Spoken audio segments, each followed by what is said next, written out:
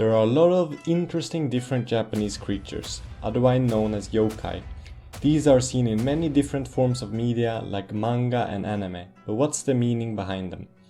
I'll be going through the most popular ones and explaining them so a simple 5-year-old can understand. Kitsune, foxes with special abilities like shape-shifting and they can bewitch people. These would be the Kurama from Naruto or Ari from League of Legends. These are known as the 9-tailed fox, but the amount of tails varies from how powerful and old they are, with 9 being the strongest. Kappa, water-loving creatures. Humans with greenish skins and webbed hands and feet. You could say that they are human frogs. They live along the water and are excellent swimmers. They are known for being very fond of sumo wrestling. I mean, who isn't? Even some folklore tells stories about them sumo wrestling against the yokai Tengu. These creatures show the importance of water sources. Oni, ogre-like creatures with sharp horns, colored skin, sharp teeth and sometimes a third eye. Super strength with thunder-like abilities. They represent the inner struggles and personal demons in Japanese art. Obake. Obake translates to transforming or changing, which is key for these suckers. They're often everyday objects or animals that come to life with the ability to shapeshift. They're commonly a household object like umbrellas or teapots that have come to life. They often represent that boring things may have hidden qualities. Yurei, vengeful spirits of the deceased, pale, ghostly figures in white burial kimono. They are known for their haunting appearance coming back for you when there are unresolved issues seeking revenge or justice in the human world. Shinigami, the death gods or reapers. They guide souls to the afterlife similar to the grim reapers of the western world. In Death Notes there are some Shinigamis like the Ryuk, as the stories resolve a lot around life and death. They represent death and the afterlife obviously. Noppera-Bo, the faceless ghost, known for their smooth and blank faces.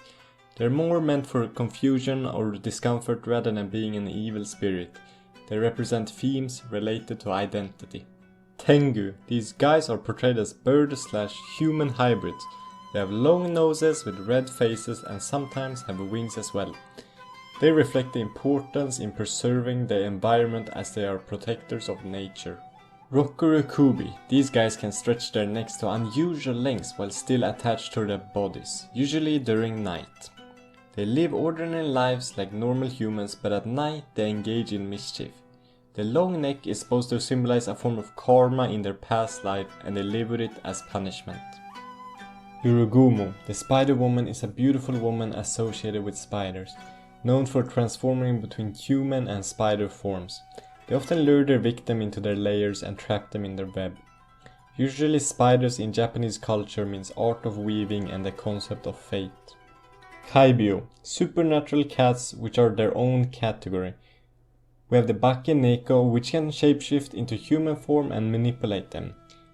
The Maneki Neko is a lucky cat often believed to bring good luck to the owner, usually in the form of a figurine. And then we have the Nekomata, or cats that can control the dead, causing them to dance or commit mischief. Yama Uba, the mountain hag, who are elderly women who reside in the mountains with magical powers. Their meaning is that they embody the concept of the wild and mysteries of nature and how humans connect to their environment in Japanese culture.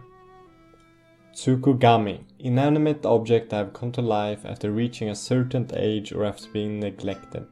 They can be tools to everyday items. They usually come to life after 100 years, each item with a different characteristic and abilities. The meaning behind it is to not be wasteful and valuing the objects around us. So give your old umbrella you never use some love. Akaname, the filth flicker or the dirt eater, known for dirty places like old bathrooms. They're ugly little things with weird habits. They look like small goblin-like creatures with sticky tongues.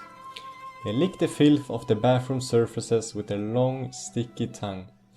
Their meaning is the importance of being clean and hygiene in Japanese culture. Zashiki Warashi, often associated with the presence of childlike spirits in a household. They are seen as good and bring good fortune to the household. Only children with a pure heart are able to see these creatures.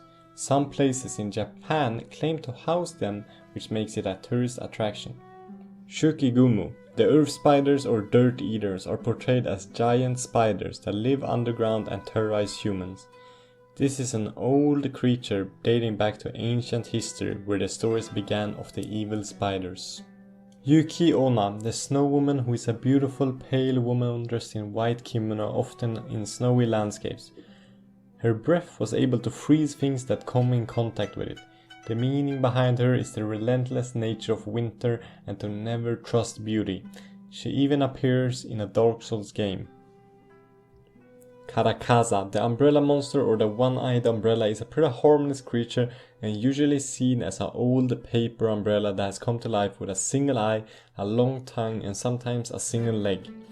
It's meant to bring good luck and represent how everyday items can have hidden spirits. Ubame, the mother grudge, has a tragic origin. It's a ghostly pregnant woman carrying a baby seeking help.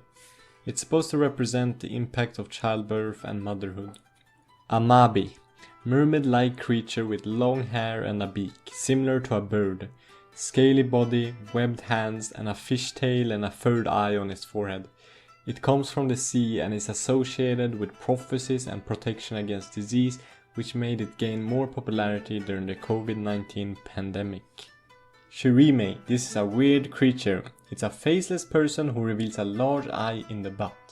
It represents the unexpected and the bizarre in Japanese folklore, and also a reminder that these creatures can vary a lot in the themes. Nurarihyon, the intruder is a bald old man in traditional clothing carrying a gourd. They enter people's home when they aren't at home and sit down like they're the rightful owner of the house. It's supposed to be about the importance of politeness and hospitality in Japanese culture.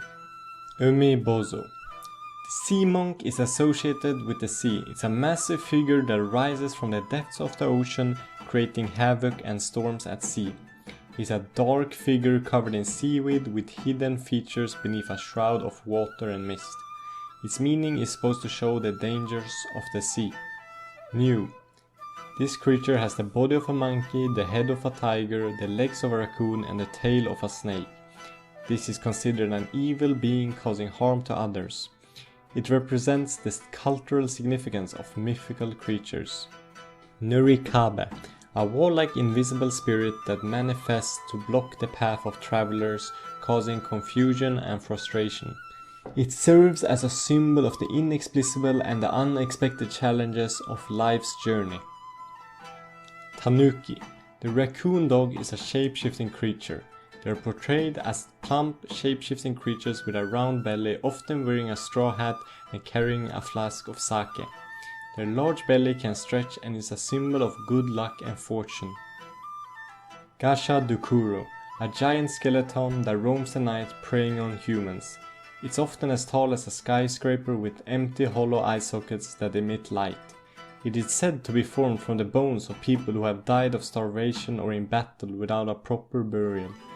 It represents the importance of proper burial and the respect for the dead.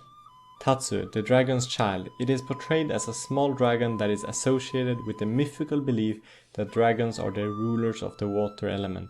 It's believed that the presence of this creature can bring rain and are seen as guardian spirits of bodies of water, like lakes for example. Well, that's it for some cool creatures. Japanese culture is very unique and it's way more interesting and creative than the typical Western monsters like zombies or vampires. I had to read like 50 Wikipedia articles for this video, so please sub. Thanks for watching.